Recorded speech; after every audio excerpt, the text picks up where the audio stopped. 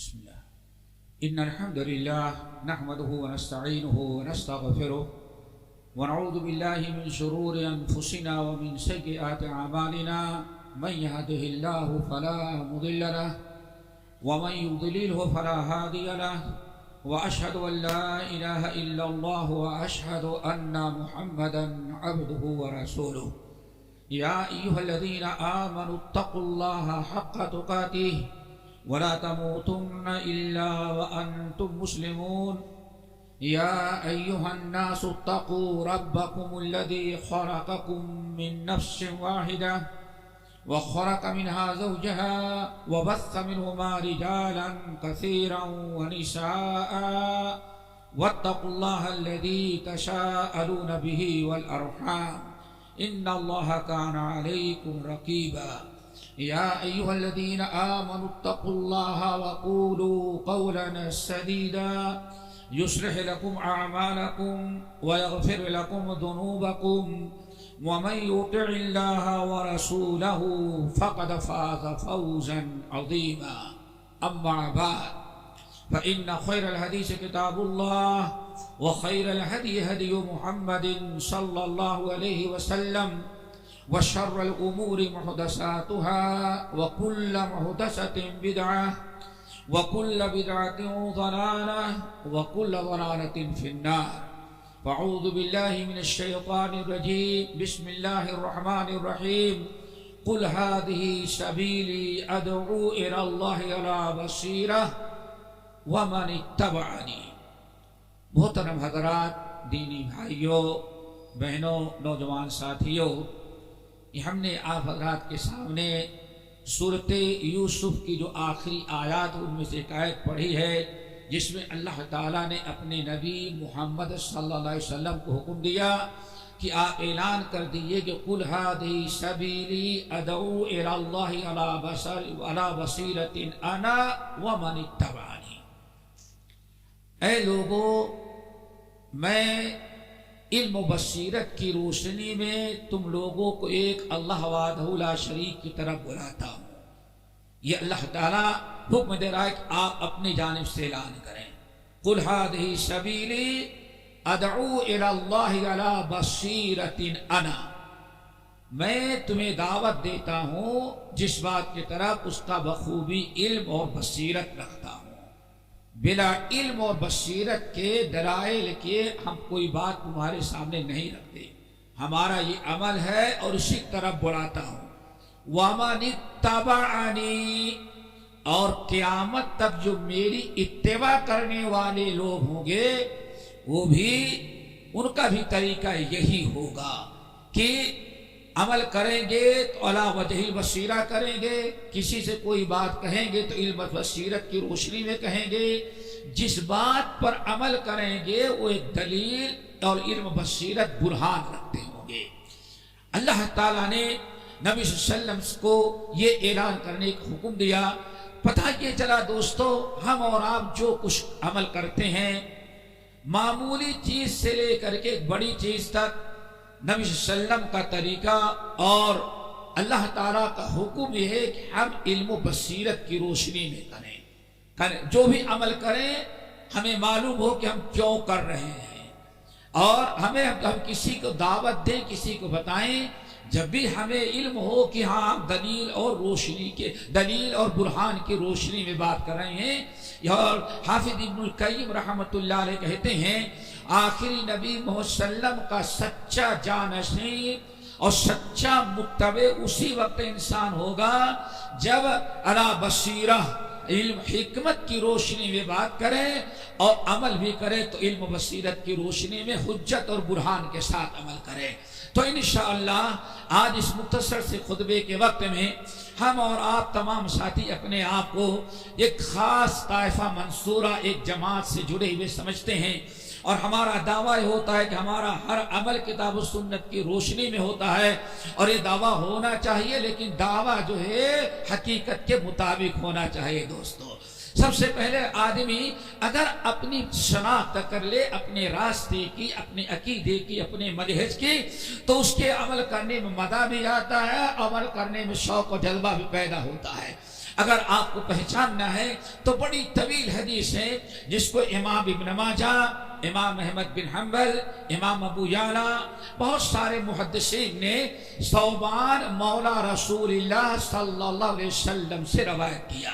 حدیث بڑی طویل ہے لیکن حدیث کے کچھ حصے ہم آپ کے سناتے ہیں، اور رہنے کا مقصد ہے کہ ہم اپنی حقیقت کو جانیں، اپنے مقام، مرتبے، اپنے منصب کو پہچانیں، اللہ تعالیٰ نے ہمیں کس نعمت سے نوازا ہے اور ہماری کیا ذمہ داری ہوتی ہے۔ دوستو، نبی علیہ السلام نے ایک دن، طویل حدیث ہے، ثوبان مولا رسول اللہ صلی اللہ علیہ وسلم کہتے ہیں، حدیث کا تذکرہ کرتے ہوئے آپ نے فرمایا بڑی عجیب سے چیز، آپ نے فرمایا یاد رکھو، انما اخاف علی امتی الائمة المضلین وستعبد قبائل امتی الاوثان۔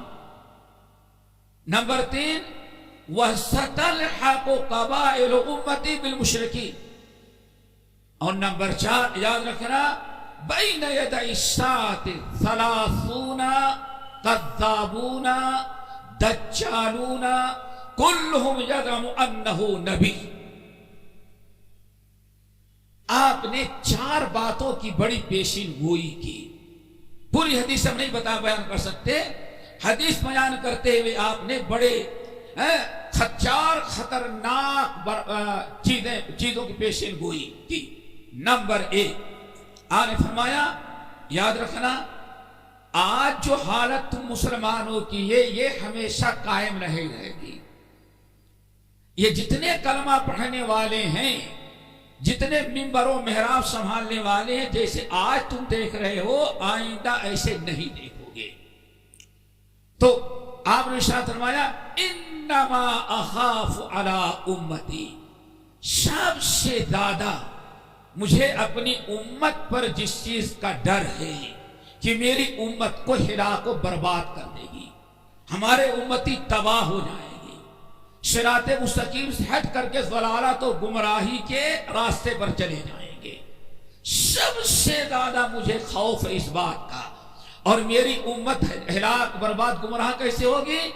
آپ نے فرمایا الائمۃ المضلین، گمراہ کرنے والے، شرک و بدعات کی دعوت دینے والے، ضلالت اور گمراہی کی طرف دعوت دینے والے بہت سارے رہنما پیدا ہو جائیں گے۔ الائمۃ المضلین، ایسے پیشوا ہوں گے جو گمراہ کریں گے لوگوں کو۔ اللہ اکبر۔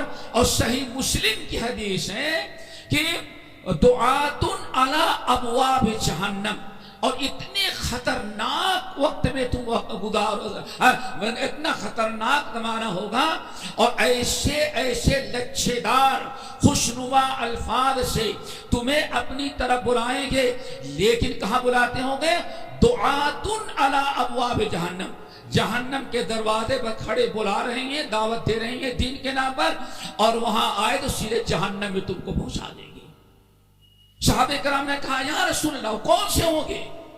آنے فرمایا انہم من جلدتنا ومن السنتنا، ہماری ہی زبان استعمال کرنے والے ہوں گے اور ہمارے ہی جیسے گوشت اور پوشت کے وہ جسم رکھنے والے ہوں گے۔ کوئی نہ جنات ہوگا، نہ شیطان ہوگا، نہ کوئی فرشتہ ہوگا، وہ تمہارے ہی جیسے، تمہارے محلے، تمہارے قوم، تمہاری برادری، تمہارے رشتے ناتے، دوست احباب میں کچھ ایسے سرفرے پیدا ہو جائیں گے۔ آپ نے ارشاد فرمایا سب سے زیادہ مجھے ڈر ان پر ہے۔ وہ کہ کون ہے؟ الائمۃ المضلین، گمراہ کر دینے والے۔ ائمہ امام کی جمع ہے، کہا جاتا ہے شراح حدیث، اور علماء کہتے ہیں 3 امام ہوتے ہیں ہمارے پاس، 3 رہنما، 3 پیشوا، اور وہی پوری امت کے بناؤ و بگاڑ کے ذمہ دار ہوتے ہیں۔ اللہ ان تینوں کے شر سے بچائے۔ نمبر 1 دوستو، بگڑا ہوا حاکم، گمراہ کرنے والا، شرک کی، بدعات کی، کفر کی، ضلالت کی، بے دینی، الحاد کی دعوت دینے والا بادشاہ، حاکم۔ نمبر 2، اس کے بعد بڑا نمبر آتا ہے گمراہ کرنے والے، منہج سے ہٹے ہوئے، بگڑے ہوئے بدعقیدہ علماء، علماء سو جن کو کہا جاتا ہے۔ اسی لیے قرآن پاک نے جہاں اطیعوا اللہ السماوات واولی الامر منکم. میرے بھائیو یہ علماء، اسی لیے عمر بن الخطاب رضی اللہ تعالیٰ عنہ کے بارے میں آتا ہے، متعدد محدثین نقل کرتے ہیں، زیاد بن حدیر مشہور تابعی ہیں، بیٹھے ہوئے تھے، کہا کہ یا حدیر اتدری ما یہدم الاسلام، کیا تم بتا سکتے ہو کہ اسلام کو ڈھا دینے والے، اسلام کو برباد کر دینے والے، توحید و سنت کو چھوڑ کر کے، مٹا کر کے، کفر و شرک کی دعوت دے کر کے لوگوں کو جہنم میں لے جائیں گے اور اسلام کو ڈھا دیں گے، توحید و سنت کی بنیاد جو ہے ختم کر دیں گے؟ حدیر نے کہا امیر المومنین آپ ہی بتائیں. کہا 3 قسم کے لوگ ہوں گے، ان سے ہوشیار رہنا. ذلت العالم، بھٹکا ہوا گمراہ صراط مستقیم اور منہج سلیم اور صحیح سے پھرا ہوا عالم، یہ برباد کرتا ہے. نمبر 2 بگڑا ہوا بادشاہ. یہ 2 قومیں ہیں جو انسان کو ہلاک و برباد کر دیتی ہیں.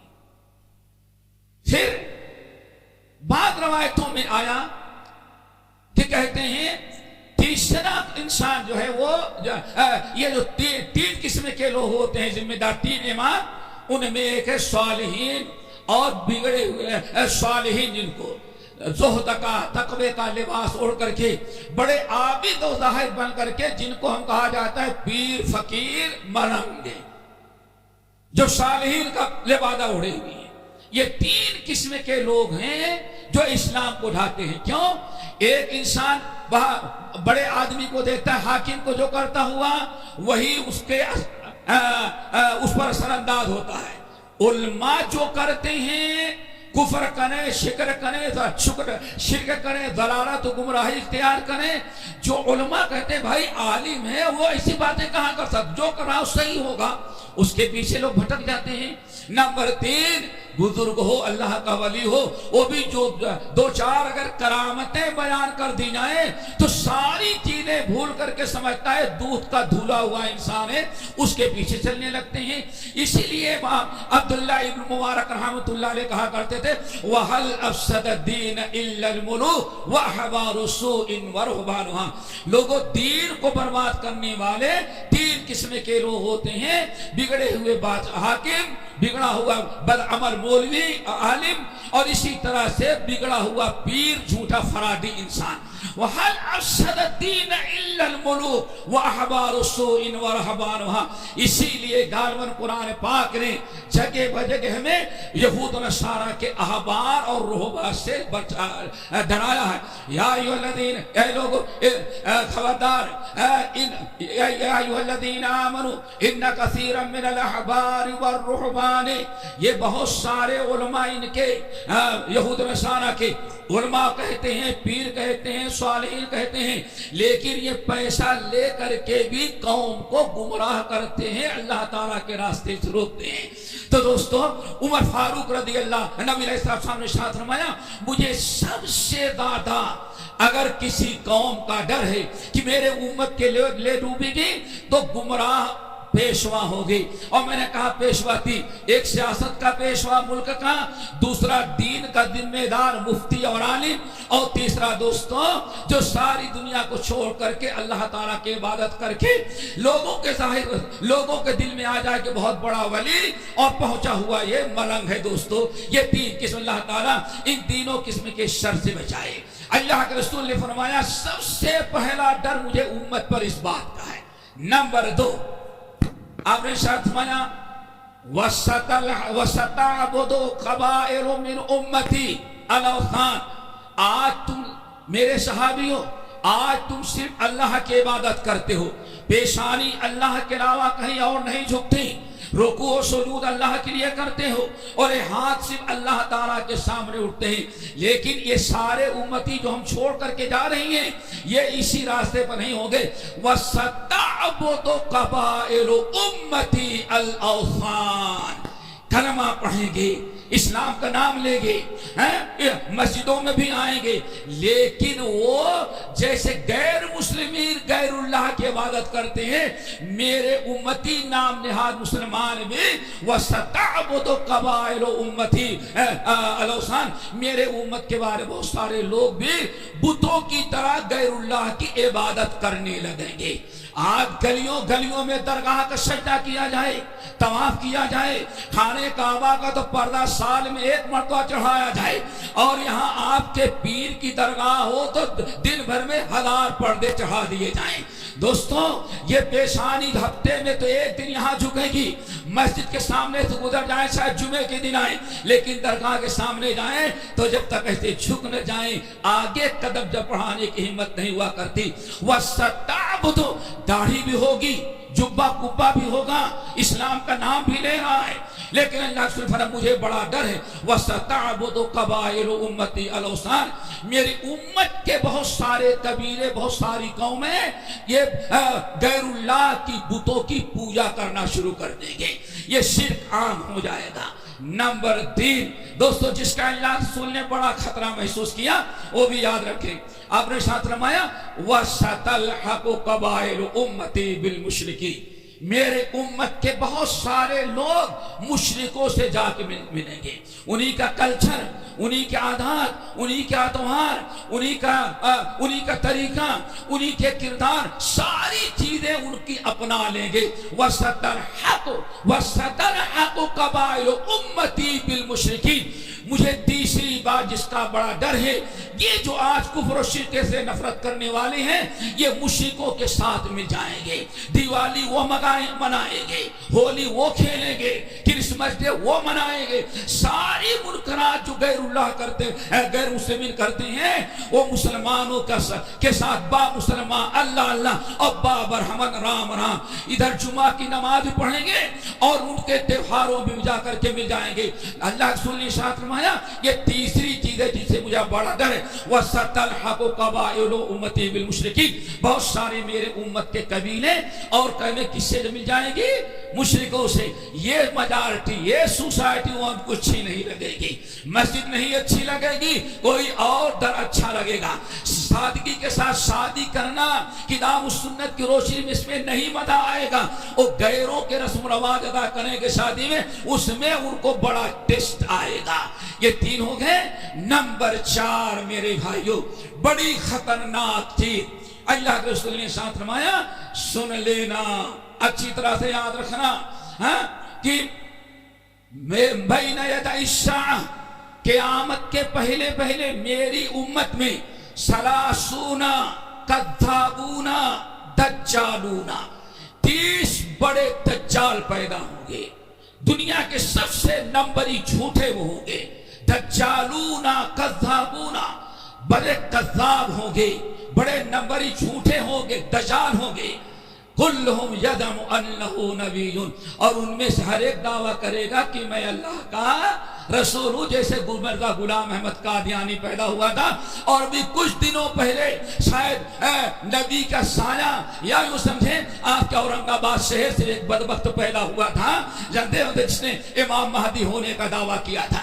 ستلحق، اللہ رسول نے ارشاد فرمایا یہ سارے حالات پیدا ہوں گے کہ 30 ہوں گے، دجال ہوں گے، کذاب ہوں گے، ابلیس ہوں گے، لیکن ہر ایک کہے گا ہمیں اللہ نے اپنا نبی اور پیغمبر بنایا ہے۔ اب یہ 4 باتیں اللہ کے رسول نے ایسی بیان کر دیا دوستو، چاروں ذہن میں ہے تو پھر سنیں، گمراہ کرنے والے علماء، گمراہ کرنے والے پیر فقیر، گمراہ کرنے والے ہمارے امیر پیدا ہو جائیں گے۔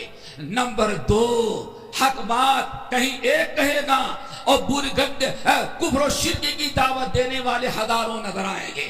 نمبر 2 آپ نے ارشاد فرمایا میری امت کے یہ کلمہ پڑھنے کے باوجود اپنے آپ کو مسلمان کہیں گے، لیکن بہت سارے ہمارے مسلمان امتی نام کے مسلمان ہوں گے اور وہ اوثان بتوں کی پوجا کرنے لگیں گے، غیر اللہ کی عبادت کرنے لگیں گے۔ اللہ سے فرمایا یہ بھی ہوگا، اپنی آنکھوں سے دیکھ لینا۔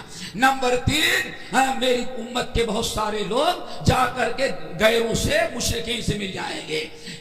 نمبر 4 سلاسون دجالون کذابون، امت کو گمراہ کرنے کے لیے وقفے وقفے سے میری امت میں نبوت کا دعویٰ کرنے والے تو بہت ہوں گے، لیکن بڑے دجال، بڑے کذاب جو ہوں گے 30 پیدا ہوں گے.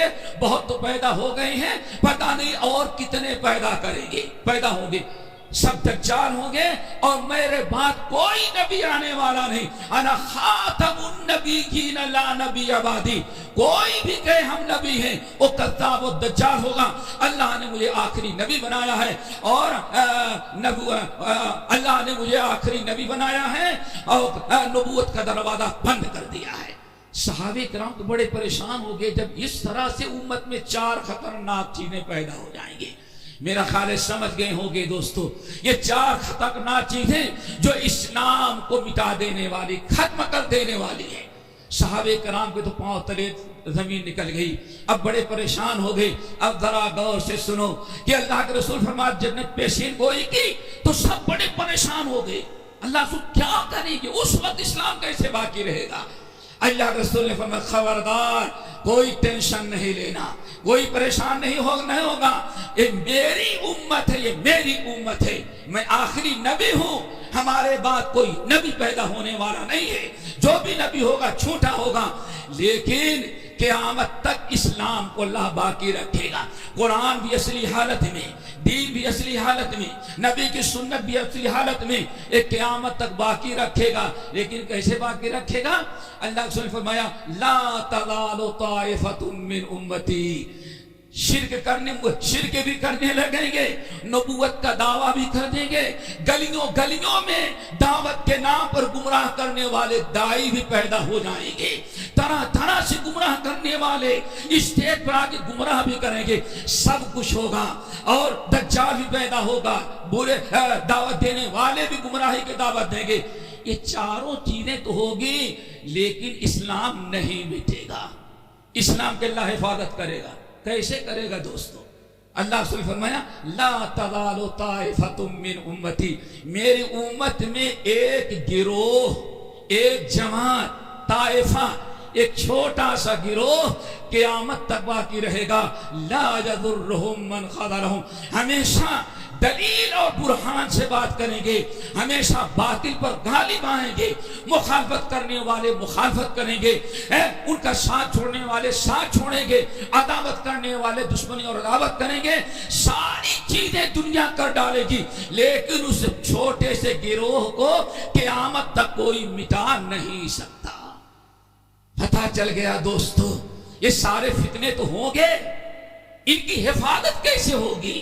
اللہ تعالیٰ قیامت تک ایک جماعت پیدا کرتا رہے گا، ایک طائفہ، ایک چھوٹی سی جماعت پیدا کرتا رہے گا جو قیامت تک حق کی دعوت دیتی رہے گی، حق کی طرف بلاتا رہے گا، باطل کا مقابلہ کر. جس نے نبوت کا دعویٰ کیا اس کا بھی مقابلہ کریں گے اور امت کو اس کے دجل سے بچائیں گے. اور جو اسٹیج پر آ کر کے کفر و شرک کی دعوت دے گا اور بت پرستی کی، غیر اللہ کی عبادت کی دعوت دے گا، وہاں بھی یہ چھوٹا سا گروہ کھڑا ہو کر کے لوگوں کو توحید کی دعوت دے گا اور شرک سے لوگوں کو منع کرے گا. یہ ایسا گروہ ہوگا. اور جھوٹے دعا جتنے بھی فتنے پیدا ہوں گے، ہر فتنے کے مقابلے کے لیے اللہ تعالیٰ ایک گروہ پیدا کرے گا. طائفہ ہوگا، چھوٹی سی جماعت ہوگی، بہت قلیل مقدار میں ہوں گے، لیکن اللہ منصورتون، ان کی مدد، حکومت بھی ان کے خلاف ہوگی، برادری بھی ان کے خلاف ہوگی، شہر بھی ان کے خلاف ہوگا، لیکن اوپر والا ان کا مددگار ہوگا. منصورن، دنیا ان کو ختم کرنا چاہے گی لیکن اللہ ان کو باقی رکھنا چاہے گا. ان کی مدد نیچے سے نہیں ہوگی، ان کی مدد اصل میں اوپر سے ہوگی. پوچھا گیا محدثین سے وہ کون سا گروہ ہے؟ اسی گروہ کا نام اہل الحدیث ہے. اب آپ کو اپنا مسلک سمجھ میں آتا ہوگا کہ کتنی بڑی نعمت سے اللہ تعالیٰ نے نوازا ہے. دوستو، اہل الحدیث یہ جماعت جس سے آپ جڑے ہوئے ہیں، جس مسجد میں آپ نماز پڑھ رہے ہیں، جن علماء سے مصلیوں سے آپ جڑے ہوئے ہیں، یہ کوئی صرف تجارت اور بزنس والی جماعت نہیں ہے۔ جب ساری دنیا گمراہی میں چلی جائے، سارے لوگ شرک و بدعت کی دعوت دے رہے ہیں، کفر و ضلالت کی طرف بلا رہے ہیں، تو داروگہ بنا کر کے، داعی بنا کر کے نبیوں کا جو کردار تھا، بلکہ یوں سمجھیں جب پہلے زمانے میں نبی صلی اللہ علیہ وسلم سے پہلے اگر نبی دنیا سے چلے جاتے اور قوم میں شرک و بدعت و کفر پیدا ہوتا تو کفر و شرک کو مٹانے کے لیے تعالیٰ انبیاء کو بھیجا کرتا تھا، لیکن آخری نبی محمد صلی اللہ علیہ وسلم کے بعد اب کوئی نبی آنے والا نہیں ہے۔ وہ مشن جو محمد صلی اللہ علیہ وسلم لے کر کے چلے تھے، وہ مشن توحید کا، خالص توحید کا، اتباع سنت کا، شرک و بدعت کے مٹانے کا، یہ مشن اصل میں جو لے کے کھڑے ہوں گے اسی جماعت کا نام دوستو اہل الحدیث ہے۔ اسی لیے رب العالمین نے قرآن پاک سورت آل عمران کے اندر ارشاد فرمایا وَلْتَكُمْ مِنْكُمْ أُمَّةٌ وَلْتَكُمْ مِنْكُمْ أُمَّةٌ، تمہارے اندر ایک جماعت ہر وقت ایسی موجود رہنا چاہیے۔ دوستو اہل حدیث بھائیو، ذرا اپنی ذمہ داری، اپنا منصب آپ نے پہچان لیا کہ اللہ نے آپ کو کیا مقام، کیا منصب۔ ثم اورثنا الذین اصطفینا من عبادنا، پھر اللہ تعالیٰ نے کفر و شرک جب پھیلا انبیاء کے بعد، اللہ تعالیٰ نے فرمایا ہم نے کچھ اپنے بندوں کو چنا اور کتاب و سنت کا وارث ان کو بنا دیا۔ آج دنیا میں کوئی کسی کا وارث ہو، لیکن الحمدللہ اہل حدیث انبیاء علیہ السلام کے وارث ہیں۔ رب العالمین نے فرمایا وَلْتَكُمْ مِنْكُمْ أُمَّةٌ، اے لوگوں تمہارے اندر ایک جماعت ہمیشہ موجود رہنی چاہیے۔ کیا مطلب ہے؟ ہم کو کوشش بھی کرنا چاہیے، اپنی اولاد کو تعلیم دلائیں، کوشش کریں ایک جماعت، ایک گروہ ہمیشہ ایسے رہنا چاہیے جو تین کام کرے گی۔ نمبر ایک یدعون الی الخیر، خیر کی طرف، یہ الفاظ یاد رکھیں، یدعون الی الخیر، تین ذمہ داری ہوگی۔ ایک جماعت ایسی ہر وقت تمہارے درمیان موجود ہونا چاہیے جس کی تین ذمہ داریاں ہوتی ہیں۔ نمبر ایک یدعون الی الخیر، خیر کی۔ خیر کیا ہے؟ خیر کیا ہے؟ خیر کا مطلب اس آیت میں تقریباً محدثین نے کہا اے یدعون الی کتاب اللہ و سنت رسولہ، ایسی قوم، ایسا گروہ، ایسی جماعت ہر وقت رہنی چاہیے جو لوگوں کو دعوت دے تو کس کی طرف؟ یدعون الی الخیر، خیر، خیر ان کتاب و سنت کی طرف۔ قرآن پاک سورہ آل عمران کی آیت ذرا دیکھیں آگے، وَيَأْمُرُونَ بِالْمَعْرُوفِ، اور لوگوں کو نیکی کی دعوت دیں گے، وَيَنْهَوْنَ عَنِ الْمُنْكَرِ، لوگوں کو برائی سے روکیں گے۔ یہ تین ذمہ داریاں ہوگی۔ وَلْتَكُمْ مِنْكُمْ أُمَّةٌ يَدْعُونَ إِلَى الْخَيْرِ يَأْمُرُونَ بِالْمَعْرُوفِ وَيَنْهَوْنَ عَنِ الْمُنْكَرِ۔ اللہ تعالیٰ سے دعا کرو اللہ تعالیٰ ہمیں اپنا منصب، اپنا مقام، اپنا مرتبہ پہچاننے کی توفیق نصیب فرمائے۔ اقول قولی ھذا واستغفر اللہ من کل ذنب واتوب الیہ۔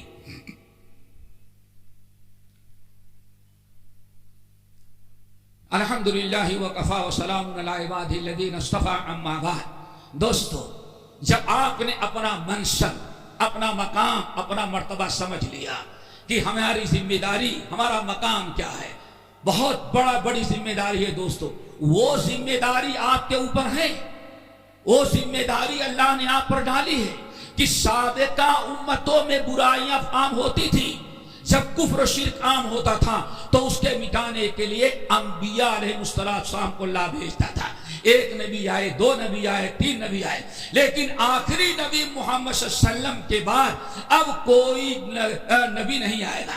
آپ نے دیکھا چار برائیاں جب پیدا ہوگی اور اس طرح سے امت میں ضلالت گمراہی عام ہونے لگے گی، پھر اللہ تعالیٰ ایک جماعت، ایک گروہ پیدا کرتا ہے جن کی مدد اللہ تعالیٰ کرتا ہے۔ اور یہ بھی یاد رکھے گا اللہ نے فرمایا طائفہ، وہ چھوٹی سی جماعت ہوگی۔ آج لوگوں کے ہاں معیار کیا ہے؟ وہ معلوم پڑتے ہیں وہ بھی انڈیا کا الیکشن ہے، جمہوریت کا، ووٹ کس کے ہاتھ میں زیادہ ہے وہی حق پر ہے، کرسی اس کو ملنی چاہیے۔ دین کی باری آتی تو لوگ کہتے ہیں ارے تم کو دال میں آٹے میں نمک کے برابر ہو، اللہ نے تم کو منتخب کیا ہے۔ تو اللہ کے نبی نے پہلے ہی کہہ دیا تھا طائفہ ان کی تعداد ہمیشہ بہت کم ہوگی۔ اللہ اکبر۔ حضرت عمر بن الخطاب رضی اللہ، امام احمد بن حنبل رحمۃ اللہ علیہ نقل کرتے ہیں، بڑی عجیب سی پیاری بات ہے۔ عمر بن الخطاب بیٹھے تھے، درس دے رہے تھے، دین کی تعلیم دے رہے تھے، ایک بدو آیا کھڑا ہوا، کچھ دیر کھڑے کھڑے سنا، اس کے بعد کہتا ہے امیر المومنین اللہم اجعلنی من الاقلین، اللہم اجعلنی من الاقلین، اللہ ہمیں زیادہ لوگوں والا نہ بنانا، تھوڑے لوگوں والا بنایا۔ عمر فاروق رضی اللہ عنہ سنتے ہیں، گھور کر کے دیکھا تو پھر کہتا ہے اللہم اجعلنی من الاقلین، اللہ تعالیٰ مجھ کو انہی میں بنانا جو تیرے تھوڑے سے بندے ہوتے ہیں۔ عمر فاروق رضی اللہ عنہ ڈانٹا، کہا کہ وہی ہے، اب بیوقوف ایسی دعا کرتا ہے؟ کہا میں نے کون سی غلط دعا کر دی امیر المومنین؟ کہا کہتا ہو اللہم اجعلنی من الاقلین؟ کہا کہ ہاں، اللہم اجعلنی من الاقلین، اللہ مجھے تھوڑوں میں شامل کرنا، زیادہ لوگوں میں شامل نہیں کرنا۔ اللہ اکبر۔ عمر فاروق نے پھر زور سے ڈانٹا، آخر کار کئی مرتبہ ڈانٹا، لیکن وہ تھا بدو، وہ کہاں باز آنے والا؟ جتنا عمر ڈانٹتے اتنا ہی اور بلند آواز سے کہا اللہم اجعلنی من الاقلین۔ اللہ اکبر۔ آخر کار لوگوں نے کہا امیر المومنین اب اس کو ڈانٹے نہیں، اس سے بلا کے پوچھے ایسی دعا کیوں کر رہا ہے؟ اور ہم لوگوں نے بھی زندگی میں پہلی ہی مرتبہ ایسی دعا سنی۔ تو بدو کہتا ہے کہ لوگوں آپ لوگوں کو آمین کہنا چاہیے، عمر امیر المومنین کو آمین کہنا جو ڈانٹتے ہیں ہم کو۔ لوگوں نے کہا اچھا امیر المومنین پوچھ لیں، اچھا میاں تم بتاؤ ایسی دعا کیوں کرتے ہو؟ اللہم اجعلنی من الاقلین، اللہ ہمیں تھوڑوں میں بنانا، زیادہ لوگوں میں شامل نہیں کرنا۔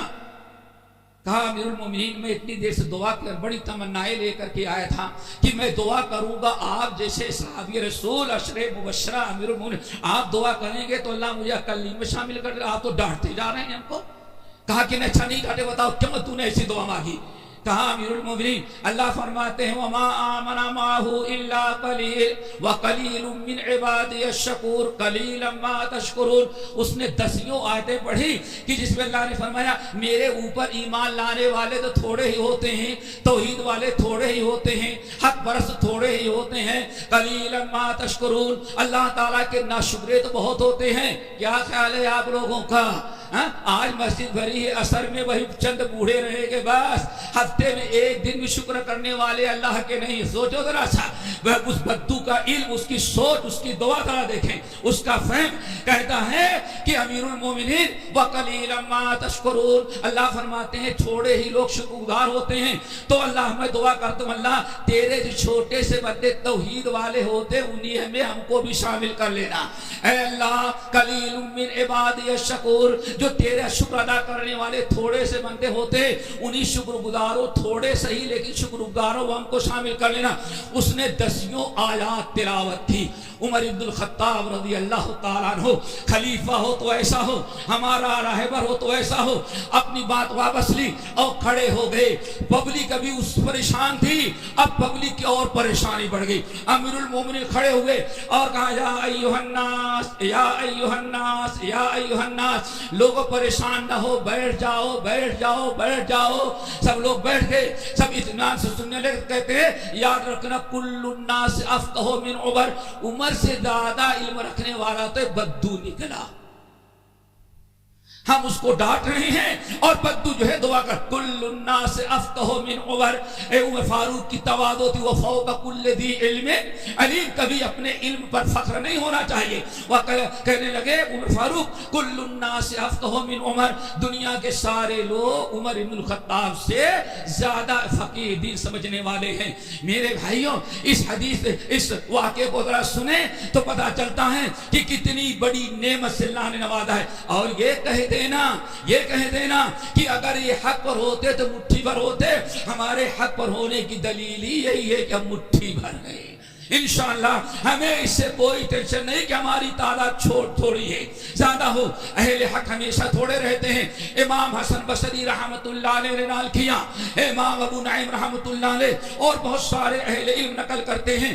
امام اللہ لکائی کتاب و شرح سنہ کے اندر نقل کرتے ہیں. اہل الحدیث جو تھے, اہل الحدیث کو خطاب کرتے ہوئے فرمایا امام حسن بصری جو تابعی ہیں وہ بھی اہل حدیثوں کو خطاب کر رہے ہیں, یا اہل الحدیث. آج لوگ کہتے ہیں اہل حدیث تو انگریزوں نے پیدا کیا, پتہ نہیں انگریزوں سے ہمیں کیا لینا تھا. انگریزوں سے سنت سیکھنی تھی, نبی کا طریقہ سیکھنا تھا. انگریزوں کے ایجنٹ انگریزوں کا پیداوار نہیں ہے. اس ساتویں آسمان والے رب نے ہمیں پیدا کیا ہے, اہل حدیث مسلک عطا کیا ہے تاکہ اس کے دین, اس کی توحید کی اور نبی کی رسالت اور نبی کی سنت کی حفاظت ہم کریں. اللہ اکبر. امام حسن بصری نے کہا یا اہل الحدیث یا اہل السنہ, اے حدیثوں پر عمل کرنے والے, اے سنت کے شیدائیوں, کبھی اپنی اقلیت پر افسوس نہیں کرنا. یہ نہ کہنا کہ ہم تھوڑے سے ہیں. ہمیشہ دیکھو گے آدم کے زمانے سے لے کر کے آج تک اور آج کے بعد قیامت تک دیکھو گے ہمیشہ سنت پر عمل کرنے والے تھوڑے تھے اور تھوڑے ہیں اور آئندہ بھی تھوڑے ہی رہیں گے. بدعت میں بڑا ٹیسٹ ہوتا ہے, اس میں کھانا بھی ملتا ہے اور یہ بھی بھرتی ہے, یہ بھی بھرتا ہے اور بہت کچھ ہو جاتا ہے. لیکن سنت پر عمل کرنے میں دنیا کچھ نہیں دیتی, جو دیتا ہے اوپر والا دیتا ہے. اسی لیے ہمیں چاہیے دوستو کہ اپنے آپ کو پہچانے, ہماری بڑی ذمہ داری ہے. اور ذمہ داری کیسے؟ اللہ اکبر. رب العالمین تین ذمہ داری تو سن لیا آپ نے کہ اللہ تعالیٰ نے کیا فرمایا, ایمان والو ہمیشہ ایک گروہ ایسا قائم رکھو جو کتاب و سنت کی دعوت دے اور برائی کو مٹھائے اور برائی نیکی کی دعوت دیتا رہے. اور ذرا دیکھو اللہ اکبر, قرآن پاک میں ایک مقام پر حضرت ابراہیم علیہ السلام کا تذکرہ کیا ہے. سورۃ النحل کے آخر میں ان ابراہیم کان امۃ قانتا للہ حنیفا ولم یکن من المشرکین. یہی امت ہے. اب دیکھ اور سمجھئے گا, جو کتاب و سنت پر چلنے والے ہوتے ہیں ان کو کیا کہا جاتا ہے؟ امت ہے. امت جو کتاب و سنت کی دعوت ہے, گرچہ حق پر چلنے والا ایک ہی ہو, اسی کو جماعت کہا جاتا ہے, اسی کو امت کہا جاتا ہے. لیکن حضرت معاذ بن جبل رضی اللہ عنہ اکیلے تھے, لیکن لوگوں کو توحید کی دعوت دیتے تھے, لوگوں کو سنت کی دعوت دیتے تھے, لوگوں کو برائی سے روکتے تھے, لوگوں کی صحیح تربیت کرتے تھے, لوگوں کو صحیح منہج اور عقیدہ سکھلاتے تھے. اس لیے صحابہ کرام کہتے تھے یہ عالم نہیں بلکہ یہ امہ ہے. حضرت عبداللہ بن مسعود کہتے ہمارا بھائی جو معاذ ہے یہ پوری ایک امت ہے. لوگوں نے کہا تو ایک آدمی امت کیسے؟ کہا امت کہتے ہیں حقیقت میں جو کتاب و سنت کی دعوت دینے والا ہو, جو توحید کی طرف بلانے والا ہو, جو حق کی طرف دعوت دینے والا ہو, اس کو امت کہا جاتا ہے. تو ابراہیم علیہ السلام کے بارے میں اللہ نے فرمایا ان ابراہیم کان امتا قانتا للہ حنیفا ولم یکن من المشرکین. ہماری ذمہ داری کیا ہے دوستو؟ سمجھو, اگر اللہ نے اس کام کے لیے ہمیں منتخب کیا ہے تو ہماری بڑی ذمہ داری ہے اپنے مقام کو پہچانیں اور اپنی ذمہ داری کو سمجھیں اور ذمہ داری ادا کرنے کی کوشش کریں اور اللہ تعالیٰ سے دعا بھی کریں کہ اللہ ہمیں اپنی ذمہ داری سنبھالنے کی, ادا کرنے کی توفیق نصیب فرمائے. ابراہیم علیہ السلام کے بارے میں اللہ فرماتے کیا ہے؟ ان ابراہیم کان امہ. ابراہیم تو میرے نبی امت تھے. کیا تھے؟ ہمیشہ حق کی دعوت دیتے رہے, کبھی باطل سے سمجھوتا نہیں کیا. آج بھی چلے گئے لیکن باطل سے سمجھوتا نہیں کیا. گھر وطن ملک چھوڑ کے نکل گئے لیکن کبھی باطل سے سمجھوتا نہیں کیا. جو امت ہو جس کو اللہ تعالیٰ اس کام کے لیے منتخب کرے اس کے لیے ضروری ہے, ذمہ داری ہے کہ اپنے مقام و مرتبے کو پہچانے, کبھی بھی ہمت نہ ہارے اور اپنے مشن سے پیچھے نہ ہٹے. کہا ان ابراہیم کان امتن. نمبر 2 قانتن, بڑے عبادت گزار تھے. ایسا نہ ہو کہ اہل حدیث ہو کر کے بھی ہفتے میں ہم بھی ایک ہی دن عید کی جمعے کی نماز پڑھیں جیسے دنیا کر رہی ہے، تو کوئی فرق نہ رہ گیا نہ ان میں نہ ہم میں۔ دوستو قانتاً للہ، ہمیشہ حق کی ہمیشہ عبادت کرو، اللہ تعالیٰ سے جڑ رہو، مسجد کو آباد کرو۔ آخر تیسری چیز حنیفان، حنیف سے کیا مطلب ہے؟ کبھی انہوں نے گناہ اور باطل کا راستہ نہیں اپنایا، ہمیشہ حق کی پیروی کرتے رہے۔ اللہ نے جو دیا تھا، امت بنایا تھا، توحید سے نوازا تھا، نبوت سے نوازا تھا، کبھی انہوں نے باطل سے سمجھوتا نہیں کیا۔ پتہ چل گیا ہماری ذمہ داری ہے بھائیو کہ ہم کبھی باطل سے سمجھوتا نہ کریں، نہ شرک سے کریں، نہ کفر سے کریں، نہ باپ دادا کے رسم و رواج سے کریں، اور نہ غلط منہج والوں سے کبھی ہمارا سمجھوتا ہونا چاہیے۔ کیوں؟ حنیفاً، اللہ نے فتبع ملت ابراہیم حنیفاں، لوگوں ادھر ادھر والوں کے ساتھ نہیں جاؤ، ہمیشہ تمہاری ذمہ داری ہے۔ اللہ نے تمہیں توحید دیا ہے، امت بنایا ہے، تو ابراہیم کا کردار ادا کرو۔ کیا کرو؟ ان فتبع ملت ابراہیم حنیفاں، ابراہیم کا کردار ادا کرو، ہمیشہ اپنی توحید، اپنا منہج، اپنی اتباع سنت، اپنا عقیدہ، ان کی حفاظت ہونی چاہیے۔ کبھی کسی باطل کے ساتھ سمجھوتا نہیں ہونا چاہیے۔ وَلَمْ يَكُنْ مِنَ الْمُشْرِكِينَ، اور کبھی ابراہیم تو شرک کے قریب ہی نہیں گیا۔ آگے شاکرا لِأَنْعُمِهِ، شاکرا لِأَنْعُمِهِ، اور ابراہیم کو جو میں نے نعمتیں نوازی اس کی بڑی قدر کرتے تھے، اس پر اللہ تعالیٰ کا بڑا شکر ادا کرتے تھے۔ اس پر دوستو اللہ تعالیٰ کا شکر ہونا چاہیے۔ امام بہت سارے اہل علم نقل کرتے ہیں، ایک دن ابراہیم جب عراق فتح ہوا تو عراق کے فتح ہونے کے بعد دوستو اتنا مال آ گیا کہ مدینے میں درہم دینار تو مسجد کے صحن میں رکھ دیا گیا، لیکن اتنے جانور، اتنے اونٹ آ گئے کہ مدینے میں جگہ نہیں تھی، تو عمر فاروق نے ان کو کہیں باہر میدان میں رکھا تھا، دور رکھا تھا، مدینے میں جگہ ہی نہیں تھی، اتنے اونٹ آ گئے بیت المال میں۔ تو ایک دن جب اطمینان ہوا تو اپنے غلام اسلم کے لیے کہا چلو ہم دونوں ذرا اونٹ گن لیتے ہیں بیت المال میں کتنے اونٹ آئے ہیں۔ امام احمد بن حنبل رحمۃ اللہ علیہ نے اور بہت سارے ہیں، چلو تو اس زمانے میں 100 تک کی گنتی نہیں گنتے تھے۔ غلام کو لے کے گئے، غلام واحد اثنین ثلاثہ اربعہ خمسہ تک 20 گنے 20 اونٹ گن لیے، تو عمر فاروق کہتے ہیں اس کو نوٹ کر لو 20، پھر اگلا 20، اب کتنے ہو گئے؟ 40، پھر اگلا 20، 5 20 شمار کیا تو اب لکھ دو کہ 100 ہو گئے۔ پھر دوبارہ شروع کیا، پھر 20، پھر 20، پھر 20، 5 20 ہو گئے تو کہا اب لکھ دو 100 اور ہو گئے۔ کئی 100 اونٹ گن ڈالے تو غلام بیچارے کے زبان سے نکل گیا، مبارک ہو امیر المومنین، اتنا مال تو آج تک کبھی آپ کے پاس آیا ہی نہیں تھا، اس پر تو آپ کو بہت خوش ہو، جتنا بھی خوش ہو سکتے ہو خوش ہو، اس سے بڑی خوشی اور کیا ہو سکتی ہے۔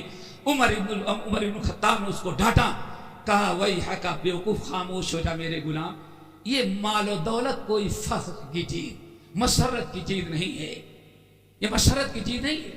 انسان کو جو سب سے بڑی خوشی جس پر ہونی چاہیے، جو سب سے بڑی مین چیز ہے جس پر خوشی ہونی چاہیے، نہ مال ہے، نہ اولاد ہے، نہ دھن ہے، نہ یہ اونٹ ہے، نہ مال غنیمت، نہ فتوحات ہے۔ پھر سورہ یونس کی آیت تلاوت کی، کہا سب سے بڑی خوشی ایک کلمہ کو کس پر ہونی چاہیے؟ قل بفضل اللہ وبرحمتہ فبذلک فلیفرحوا هو خیر مما یجمعون۔ اب اللہ نے فرمایا اے نبی، اے لوگوں سے کہہ دیں تمہیں خوشی ہو فرحت خوشی کا منانا چاہیے، اور تمہیں فرحت اور مسرت ہو اور کسی چیز پر فخر ہو تو فضل اللہ پر اور رحمت اللہ پر۔ کس پر بھائی؟ کس پر؟ فضل اللہ، بہت فضل اللہ بیٹھے ہوں گے شاید، فضل اللہ اور رحمت اللہ پر۔ قل بفضل اللہ وبرحمتہ فبذلک فلیفرحوا هو خیر مما یجمعون۔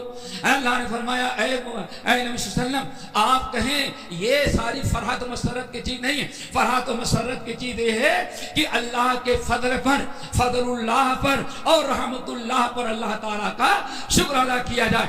یہ دونوں چیزیں جس کو مل گئی اس سے فرحت محسوس کرنا چاہیے، اس کا دل باغ باغ ہونا چاہیے جس کو اللہ تعالیٰ فضل اللہ اور رحمت اللہ سے نواز دے۔ اور سورہ یونس کی آیت تلاوت کی اور اللہ نے فرمایا ان سے کہہ دیں فضل اللہ اور رحمت اللہ جس کو مل گئے، سمجھے دنیا کے لوگ جو کچھ جمع کرتے ہیں اس سے سب سے بڑی دولت مل گئی۔ کیا اس کو کیا مل گیا؟ فضل اللہ اور رحمت اللہ۔ غلام نے کہا آقا فضل اللہ اور رحمت اللہ کیا؟ یہ بھی تو اٹھتا ہے، بیت المال آیا یہ بھی اللہ کا فضل ہے، یہ بھی اللہ کی رحمت ہے۔ کہا بیوقوفی نہیں ہے، فضل اللہ ہے کتاب اللہ، رحمت اللہ ہے سنت رسول اللہ۔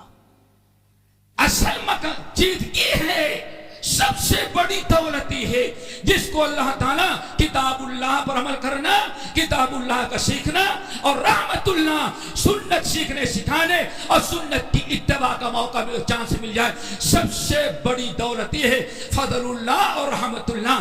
ہم تو اس پر جتنا بھی فخر کریں، جتنا بھی خوش ہوں، جتنا بھی اللہ تعالیٰ کا شکر ادا کریں وہ کم ہے۔ اللہ تعالیٰ سے دعا کرو اللہ نے جیسے دیا ہے فضل اللہ رحمت اللہ مرتے دم تک اسی پر باقی رکھے اور اسی پر قائم رکھے، اور جیسے اللہ نے ہم کو فضل اللہ رحمت اللہ دیا ہے اللہ اسی کی طرف پوری دنیا کے مسلمانوں کو دعوت دینے کی توفیق نصیب فرمائے۔ اور مومنوں ہے جو اپنے لیے پسند کرتے ہو وہی دوسروں کے لیے بھی پسند کرتے ہو، ہم تو یہی پسند کرتے ہیں، وہ تو ہمیں مٹانا چاہتے ہیں، وہ تو ہماری باتوں کو سن کے غصہ ہوتے ہیں، ہم غصہ نہیں ہوتے بلکہ ہم تو ان کا خیر چاہتے ہیں کہ بھائی ایسے اللہ نے ہم کو دیا ہے، ہم تو اس لیے کوشش کرتے ہیں کہ آپ کو بھی اللہ تعالیٰ یہی چیز عطا کر دے۔ دوستو یہ چند ذمہ داریاں ہیں، اور دوسری ہم نے آپ کو کا تعارف کروایا کہ ہم اہل حدیث ہے کیا، اہل حدیث جماعت کا مقام کیا ہے، مرتبہ کیا ہے۔ پہلے تو دعا کرو اللہ تعالیٰ ہم سب کو پورا اہل حدیث بنا دے۔ ہاں بھائی کوشش کرو ایسے نہیں، ہاں ہر لحظہ ہے مومن کی نئی آن نئی شان، گفتار میں کردار میں اللہ کی پورا بنا دے۔ انشاءاللہ یہ بات چند باتیں کہی ہیں، اللہ تعالیٰ اس کو قبول کرے اور ہم سب کے عمل کرنے کی توفیق نصیب فرمائے۔ یہ مضمون صرف خطبے میں پورا نہیں ہو سکتا، غالباً اس موضوع پر کل یا پرسوں داور واڑی میں تفصیلی ہوگا، تاریخ پر، تاریخ اہل حدیث۔ ہم اپیل کرتے ہیں وہاں بھی پہنچیں، اور یہاں جو دروس ہیں گاہے بگاہے وہاں بھی کچھ اس طرح کی باتیں آئیں گی اس دورے میں۔ آج بھی ہیں کئی دن ہم یہاں ہیں، اللہ تعالیٰ سے دعا کرو اللہ تعالیٰ ہمیں وہاں بھی پہنچ کر کے ہمیں حق کہنے کی اور آپ لوگوں کو حق سمجھنے، حق قبول کرنے کی توفیق نصیب فرمائے۔ الہ العالمین ہم سب کو صراط مستقیم دیا ہے، صراط مستقیم پر قائم و دائم رکھے۔ الہ العالمین اسی پر بنے، اسی پر جگیں، اور یہی ہمارے زندگی کا مشن ہو۔ الہ العالمین دنیا کے سارے مسلمانوں کو شرک سے، بدعات سے، کفر سے، ضلالت سے نکال لے۔ الہ العالمین جو بیمار ہو شفا کلی عطا فرما، جو مقروض ہے ان کے قرض کو ادا کرا دے، جو پریشان حال ہیں ان کی پریشانی کو دور کر دے، جو کفر و شرک میں ڈوبے ہیں اللہ تعالیٰ انہیں نکال کر کے کتاب و سنت پر لگا دے۔ اللہم اغفر للمؤمنین والمؤمنات والمسلمین